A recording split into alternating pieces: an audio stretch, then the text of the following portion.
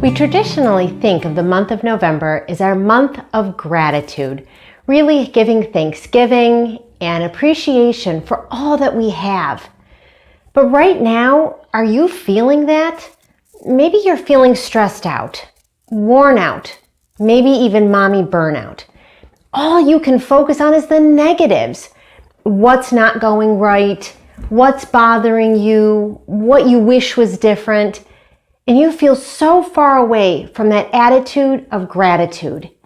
In today's video, I want to go through some tips to really shift that attitude back. Here we go.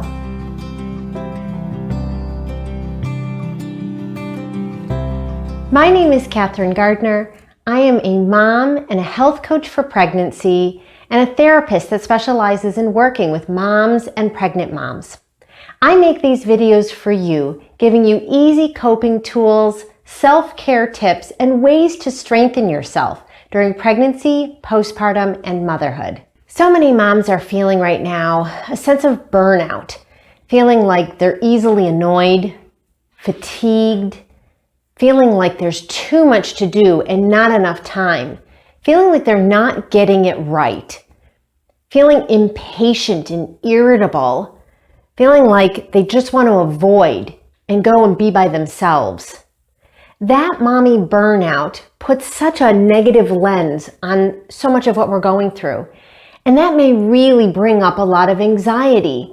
But I should be more grateful. But look how much I have to be grateful for. So today we want to look at what is an attitude in the first place. Well, an attitude is the lens that you look at everything through. It really drives how your thoughts are going to line up, how your feelings are going to line up, and then even how your actions and behaviors are going to line up. So the attitude is everything. One of my favorite examples of what's the difference of an attitude is that you can have a difficult situation, but two ways of looking at it. Take what Susan G. Komen's sister put together when she was building the foundation in her sister's name. She said that her sister had breast cancer, a very difficult diagnosis, perhaps a terminal diagnosis for most. But how you look at the situation will determine so much of how you think and feel and act. She said you can decide to have the attitude of a survivor. I'm going to take this on. I'm going to be strong. I'm going to use every resource I have. It's still a difficult diagnosis, but the attitude is of survivor. That was taking women away from the attitude of victim. This has happened to me. This is hopeless. It's all over now. So look at those two differences in attitude. The situation is still tough, but it's the lens that you look at to get through the situation. So we want to look today, what's your attitude like right now? Is it up or is it down? Well, especially now during the holidays, we really feel like we're hitting that mommy burnout, feeling very sluggish, feeling like there's too many things to do, maybe too long of a wish list of what we want to get done, or we saw some mom on social media posting about what she's doing around her home and the traditions she's starting, and then we just feel such guilt. We feel not good enough. And then that loops. That starts to become the thoughts that we automatically go to, and that's shifting the lens. Maybe the kids, they didn't deal well with the time change. So here they are not sleeping well, they're irritable, they're fussy, they're whiny. That's now changing that positive attitude you wanted to start the day off with, but their attitude started to become contagious to you or your spouse or your partner. They're irritable. They're frustrated with work situations. They're frustrated with how the house is falling apart and things need to be fixed all the time. That frustration then can shift onto you as well. And you notice that bringing your attitude even more negative. Another thing to explore is how much have you been telling yourself those shoulds? I should be happy every day. I should have a completely clean home. My children should be happy at every moment. Well, that's a lot of pressure. And again, that may be external or internal. If you've seen some of my other anxiety videos, I talk a lot about where are those messages coming from? Are you telling yourself that I should be this kind of wife because you compared yourself to a family member and how their marriage is going? I should be this kind of mom, right? Whatever your adjective is. I should be happy, I should be pleasant, I should be creative. Because again, you compared to somebody on social media, everything they're posting and pictures they're putting up, and you feel less than. It's very hard to be in a positive mood and have a positive attitude when you're comparing and feeling like they're all doing better than you are. If you're pregnant right now or you have a newborn, this season has a lot more to-dos for you. And you may notice that it's very hard to stop in the moment and notice anything to be grateful for because you're looking ahead as to, well, maybe things will feel less painful in a few more weeks of the pregnancy. Or maybe once the baby sleeps through the night, then I can be grateful.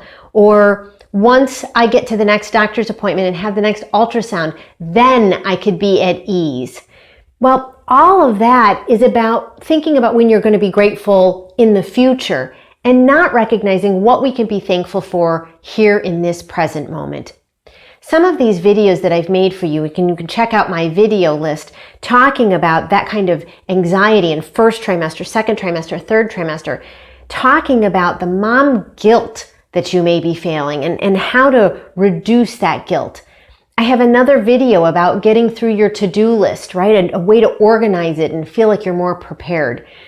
These videos are to help you to say, I want to feel like I'm in a stronger place. I want to feel like I'm more confident, I'm more calm. So let's put together what is the way to shift yourself from noticing all of those negatives to really stopping and appreciating what am I grateful for? What can I give thanksgiving for in this season? And some of that attitude change, the very first step for you may be to appreciate what your situation could be. I, in counseling, work with moms and pregnant moms, and sometimes we have to stop and pause and say, I know how much worse my situation really could be. If mom is pregnant and she's gotten some difficult news about a diagnosis for baby, maybe she's dwelling on how upsetting that news is going to be and how upsetting that is for the future. And that means that it's going to be a lot more responsibility for her and her family. The other side of the attitude of gratitude is, I'm grateful my baby's alive.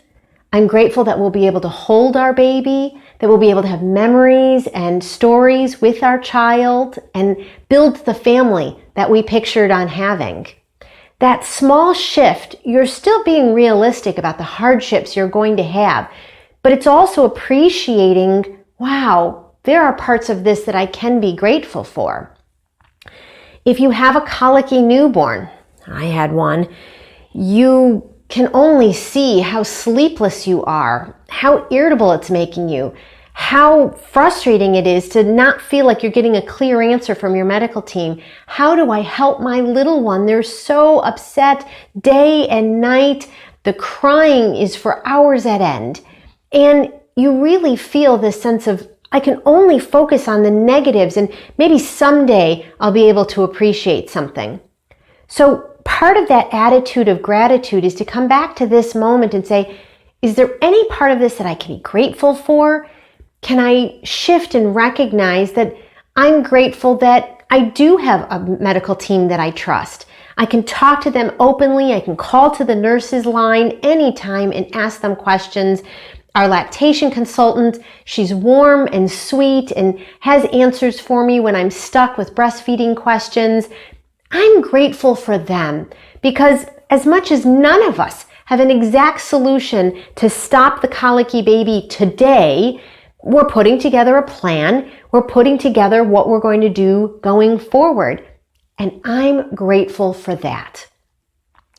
If your negativity and the focus is negative in your marriage, you can say, well, what are the parts that I'm grateful for? I'm grateful that he recognized how I was up last night and I am running low on energy today. I can assert myself and ask him for what I need in the next day. What are the extra tasks that maybe we could share responsibilities for, or something he could take care of before he leaves the house or before I leave for work and the sitter comes? What are the things that we're going to need to work on this as a team? And I'm grateful that we have that open communication with each other. I can share that with him.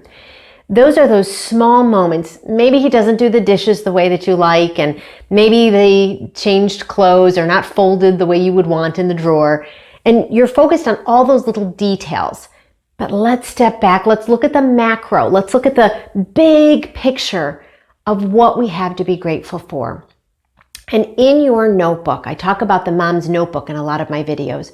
You can really sit today and acknowledge 5 things that you are grateful for, right? Let's start right now. I can throw some in the comments below. Tell us. All right, I'm starting right now.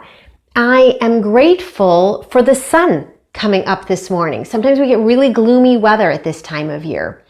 I am grateful for having enough groceries in the house that everybody could eat this morning.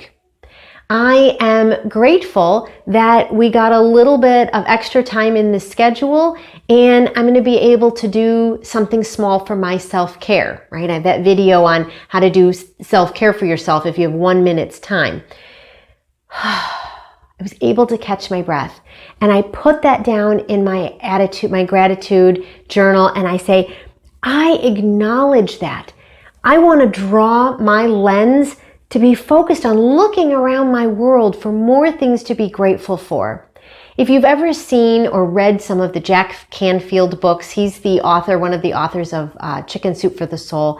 He really talks about shifting that lens in the morning and at bedtime to recognize for yourself, I can really acknowledge that there were some things to be grateful for in this day. And once I start to look around for them, there are more things to be grateful for than I maybe even recognized before. And I want to focus on that because oh my goodness, the more that I'm focused on my gratitude, I'm more positive. I'm feeling a little bit more energy. I'm smiling more as I'm talking to others. All of those shifts, what did we say? Attitude was about shifting. The lens shifts your thoughts, it shifts your feelings, and it starts to shift your actions. So if that's it, you're going to acknowledge other people. Thank you for saying that to me. Thank you for doing that for me. Thank you for being there with me through all of this. We are in motherhood together, and I hope that today you are able to shift that attitude right to gratitude and acknowledge all of the positives that you have going on in your life. Have a great holiday season, and thanks for being here with me. Take care of yourself.